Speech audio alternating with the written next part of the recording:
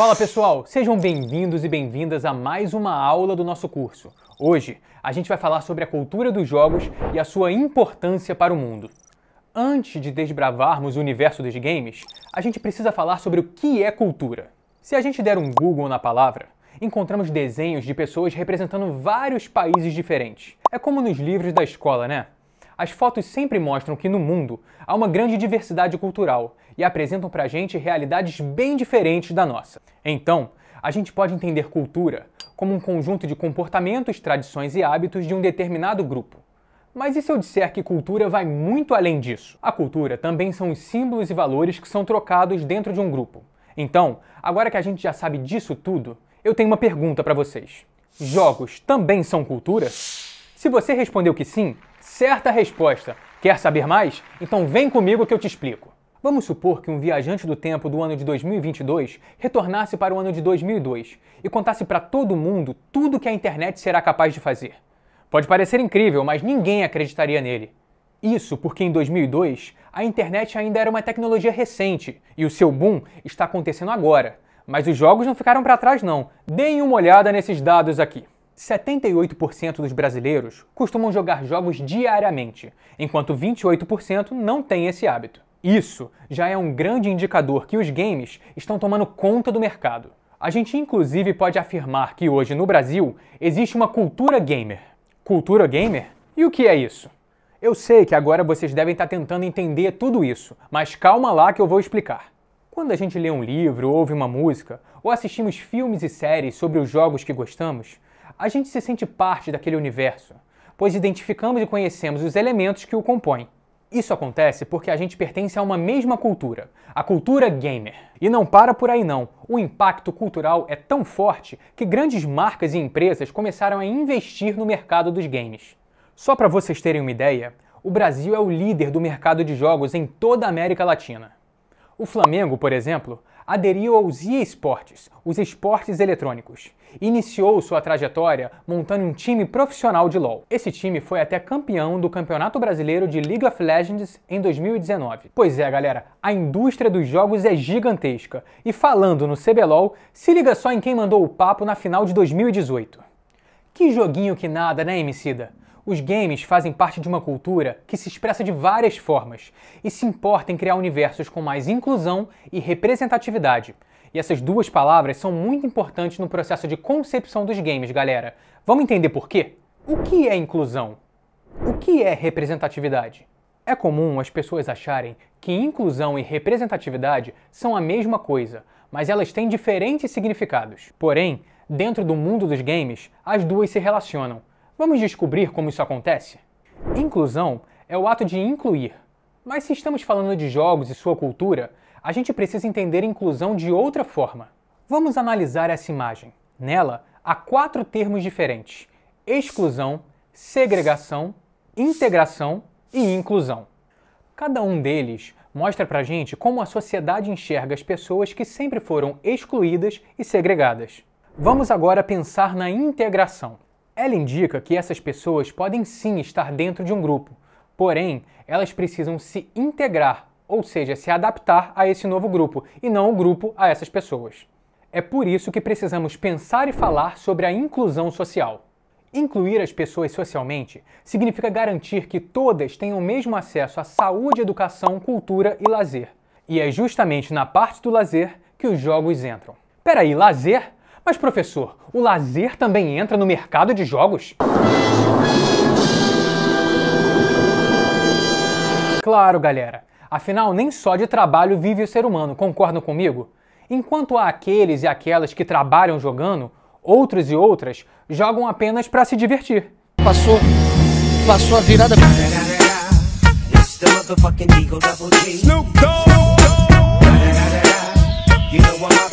Agora que a gente já sabe o que é inclusão, vamos entender o que é representatividade e como ela se relaciona com a inclusão, com o mundo dos games, com a diversão e o lazer. Ei, foge não, gente! Fica aqui comigo que já tudo vai fazer sentido. Para entender a representatividade dentro do mundo dos jogos, eu vou lá na política buscar uma pessoa que vai nos dar uma ajuda, beleza, galera? Eu tô falando de Norberto Bobbio, um pensador e filósofo italiano que se amarra em ler pela quantidade de livro que tem nessa foto.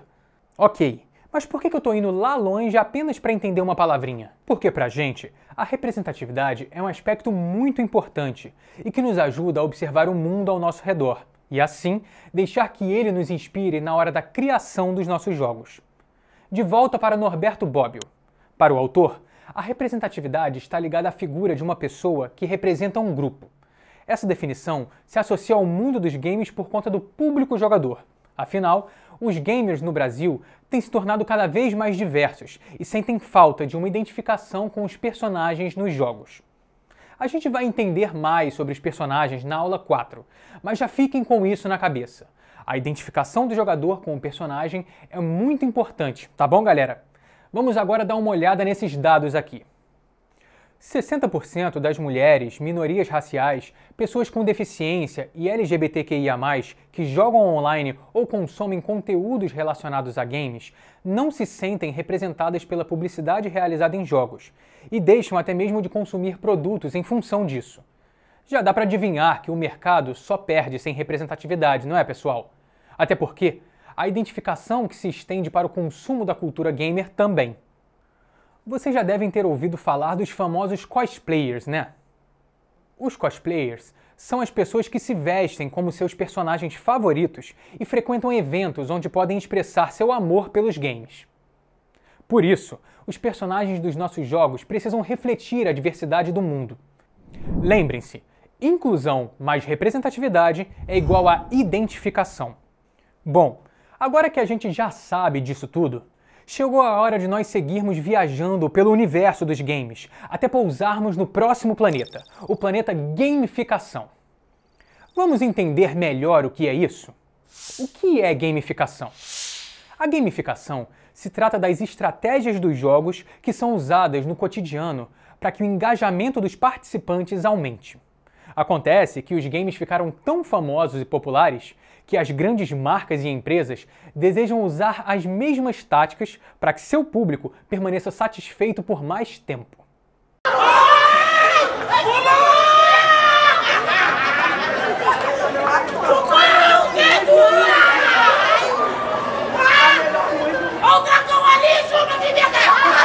Quando a gente joga um jogo, ficamos tão presos naquele universo que nem vemos as horas passarem, né?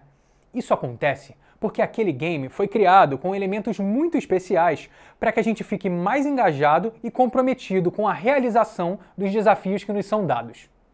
Os elementos que vocês estão vendo na imagem são responsáveis pela psicologia por trás da gamificação. Vamos dar um exemplo para vocês entenderem melhor. Quando tem uma prova na escola, vocês têm um objetivo: tirar uma nota boa, não é? Mas vamos supor que a prova é de uma matéria que vocês têm dificuldade. Ela vai acabar se tornando um obstáculo que vocês precisam superar para conquistar o seu objetivo. No exemplo da prova, se estudar muito e ficar bem concentrado, você consegue sua recompensa por ter alcançado a meta, a tão sonhada nota 10. Sacaram? Mais ou menos? Ainda está confuso, né?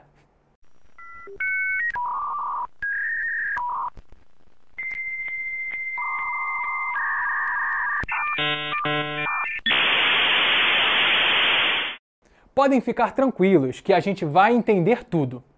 Recapitulando, a gamificação são estratégias de jogos utilizados no dia a dia para que os participantes estejam mais engajados.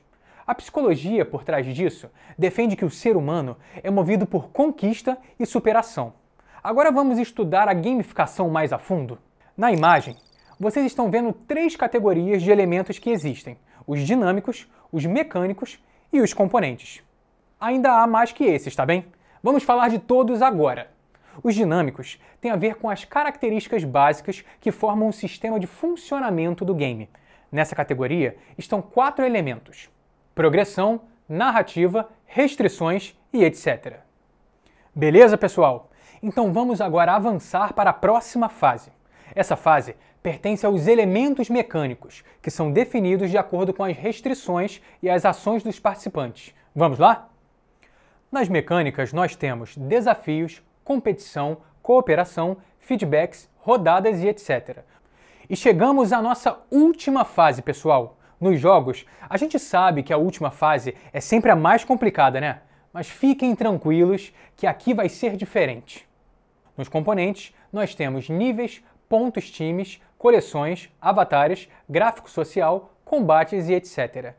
Esses componentes são os últimos elementos que compõem a gamificação.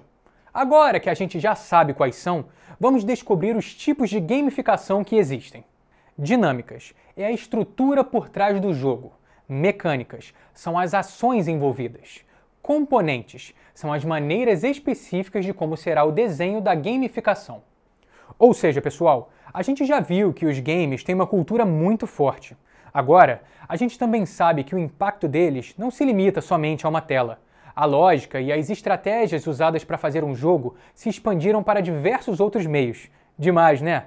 Bem, sobre a gamificação, nós já passamos por todas as fases. Está na hora de subirmos de nível. É para celebrar, né?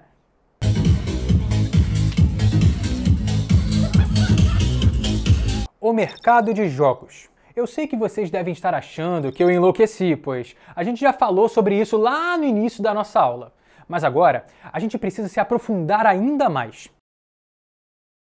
Então vamos explorar essa próxima etapa. Como já conversamos, os jogos fazem parte de uma grande cultura, que é a cultura gamer. E a cultura gamer está inserida dentro de outro tipo de cultura, a cultura das mídias. Esse termo foi criado pela professora Lúcia Santaella. Com isso, ela quis dizer que a comunicação também pode ser produzida, distribuída e consumida. Tá bom, professor, mas o que isso tem a ver com a cultura gamer? Muita coisa! Pensem comigo, se os games impactam diversas outras áreas do mercado, isso significa que eles possuem um grande potencial comunicativo, né? E conforme ela se expande, a necessidade de profissionais especializados em funções relacionadas ao desenvolvimento de games também aumenta. Vamos analisar alguns dados. De acordo com uma pesquisa realizada pela Game Brasil 2017, 36,4% dos gamers assistiram aos campeonatos profissionais de eSports presencialmente, enquanto 71,2% já os assistiram pela internet. Então, seja no ao vivo ou seja pela telinha, já dá para ter uma ideia de que, para esse mercado funcionar, é preciso de muitos, mas muitos profissionais qualificados, né? E além desses campeonatos, há muitos eventos que também movem o mercado. Em São Paulo, por exemplo, todo ano acontece a famosa Comic Con. O evento, que é reconhecido mundialmente por suas edições em San Diego, na Califórnia, cresceu rapidamente ao longo dos anos aqui no Brasil. Lembram dos cosplayers que conversamos? Então, na Comic Con, diversas pessoas montam os cosplays de seus personagens favoritos e divertem todos ao seu redor.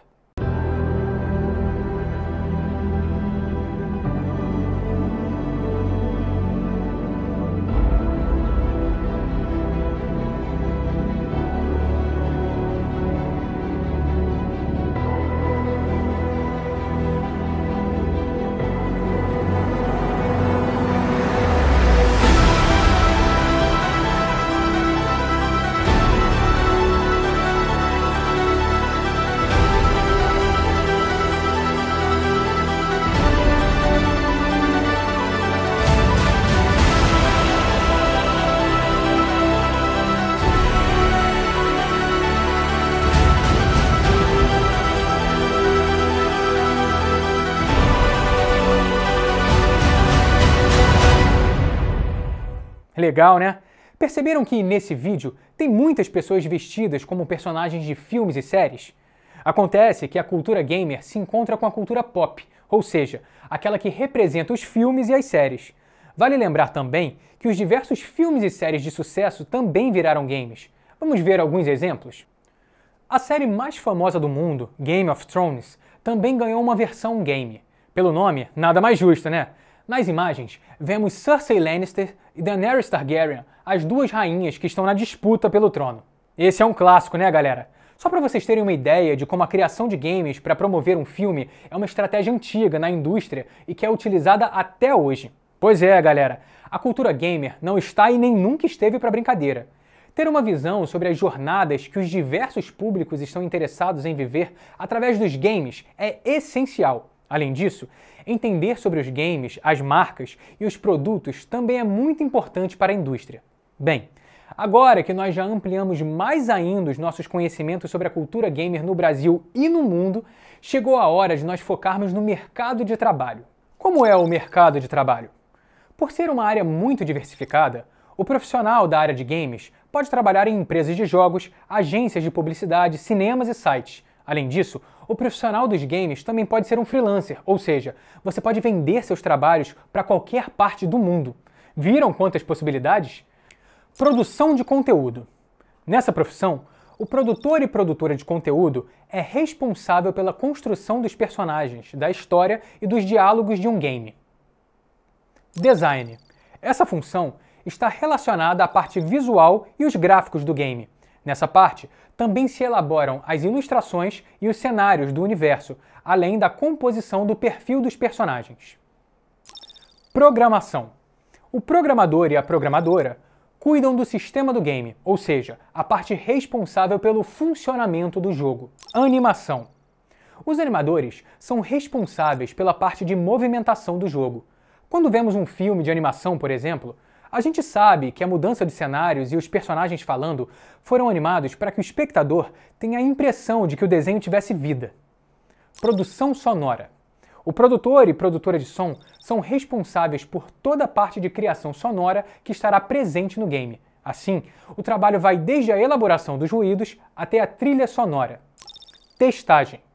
O testador e a testadora precisam jogar o game e encontrar erros que passaram desapercebidos nas outras etapas de produção, antes do seu lançamento. Perfil profissional. Para seguir nesse mercado, pessoal, é importante que a gente tenha algumas características que nos ajudem nesse trabalho, né? É o que nós chamamos de perfil profissional. Vamos ver algumas delas?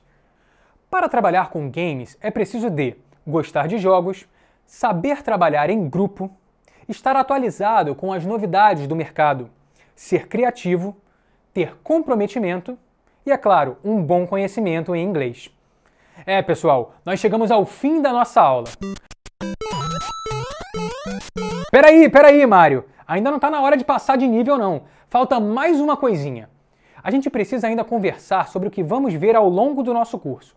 A partir de agora, nós iremos estudar os seguintes campos: roteiro e narrativa, programação, edição de som, game design e arte e interface.